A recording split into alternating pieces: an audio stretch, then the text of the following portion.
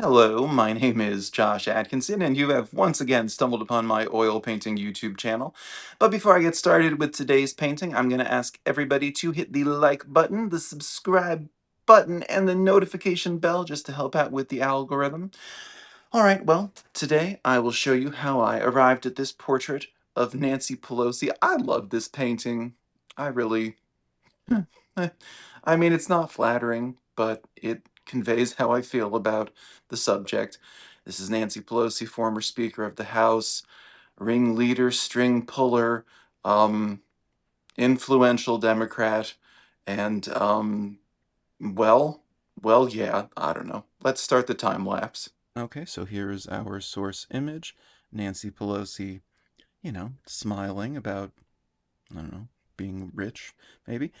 And our time lapse. Okay, so I have wiped off perhaps a previous effort, and now I'm going in. I guess I'm just going in trying to get a rough general likeness. Um, if you're new here, I'm always saying in these abstract paintings that I don't have a how-to.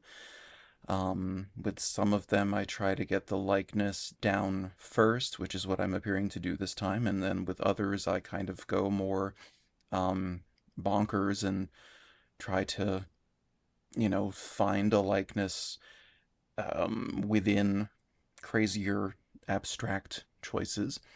Um, I guess here I just decided to, and I'm saying I guess because I haven't watched this time lapse since I made this. The date on the time lapse that I'm watching is April 10th, so I would have finished this by, sometime in early April.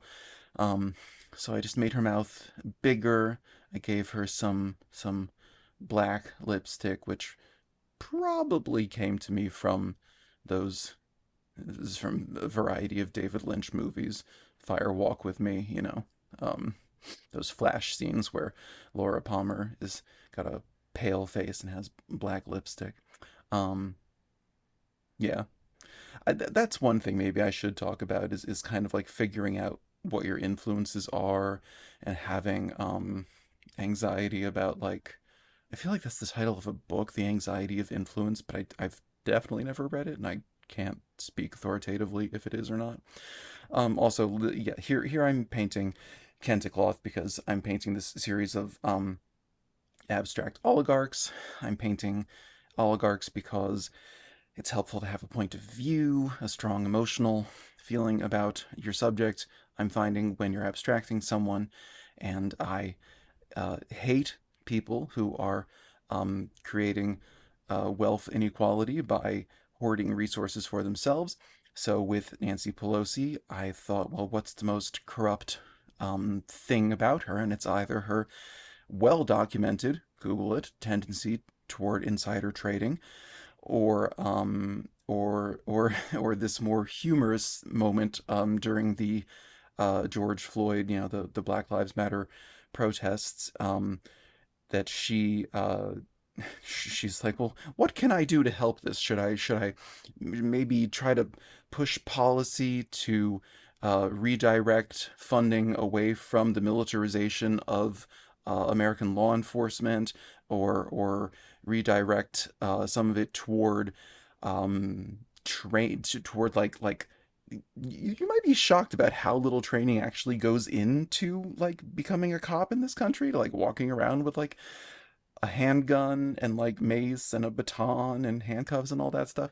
Like all kinds of things that she, as the most powerful Democrat, like for, I don't know, I mean, certainly more than one decade, but for a long time in America.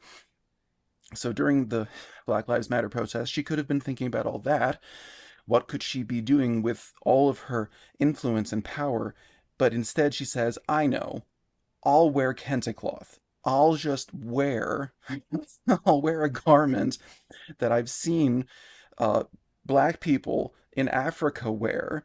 Or maybe she saw it in Harlem. Maybe she was visiting the Clintons' office on 125th Street and she saw it being sold. Hell, maybe she bought some.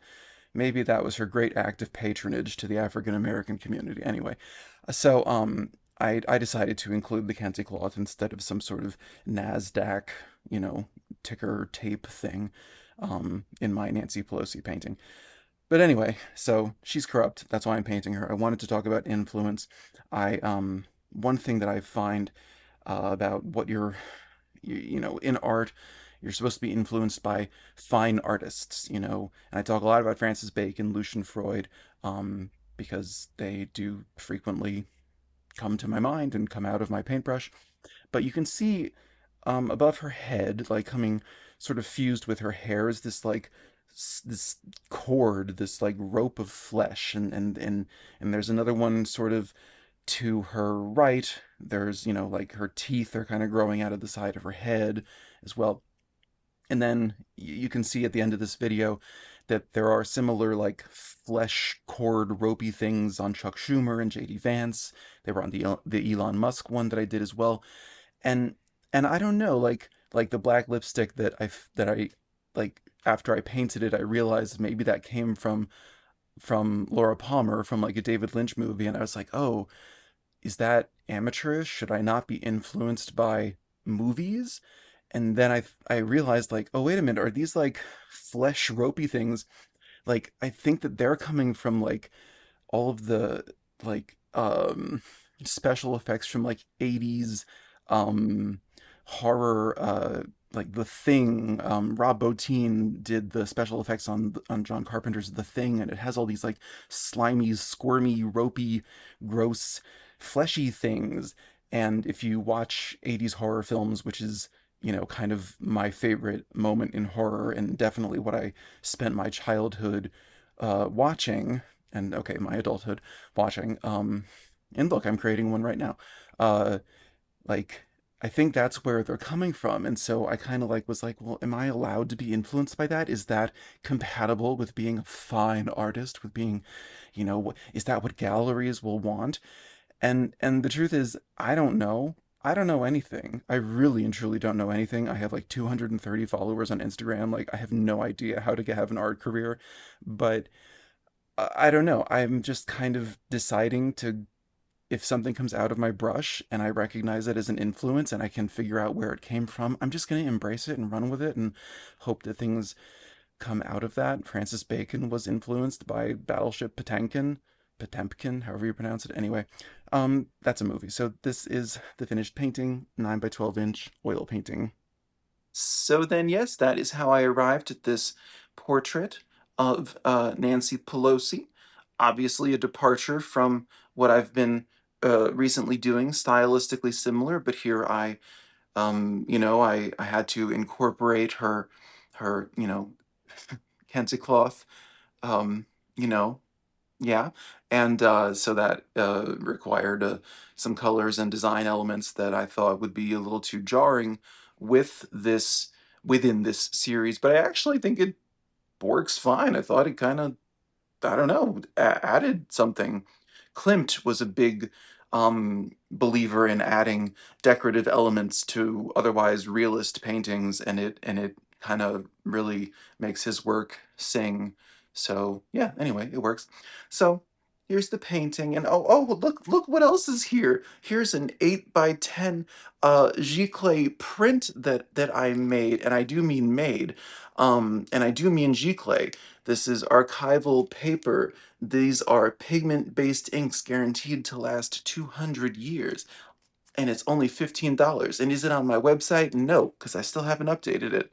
But if you want to buy one, you can comment below. Anyway, so yes, I wanted to say thank you to the, oh, I should have looked, I don't know, 20 something subscribers I got this week. Thank you for hitching your wagon to this caboose, to this, you know, the saying, I don't know what it is. Why'd I make it a butt thing? Well, anyway. All right, thank you. I appreciate your support very much. Try and hit 1,000 subscribers by the end of the year. We're at 785 at the time of this recording, so that's awesome. If you enjoyed this video, you could check out last week where I did Chuck Schumer, or the previous week where I did J.D. Vance, all in this abstract oligarch series style. And I have more than a year and a half of not at all similar paintings, but you can see where I've come from and where I've been trying to get to here and all of that stuff, should you be interested. Okay, so I will see you in 7 days with another portrait of some other rancid, power corrupted kind of person. And until then, you should still call your senators because they are still working on the big, beautiful bill, which is going to cut Medicare and Medicaid and SNAP benefits and heating assistance and let AI proliferate and do all kinds of horrible things, and also make it essentially impossible for anyone who doesn't have like billions of dollars to place as some sort of like bond or something, to be able to challenge the president legally. I don't know. It's hard to explain, but just, I don't know. Try to Google it because I'm not a lawyer and I don't know how to explain it succinctly, but it matters. So call your senators and say no on the big, beautiful bill. Okay, see you in 7 days. Take care. Bye bye.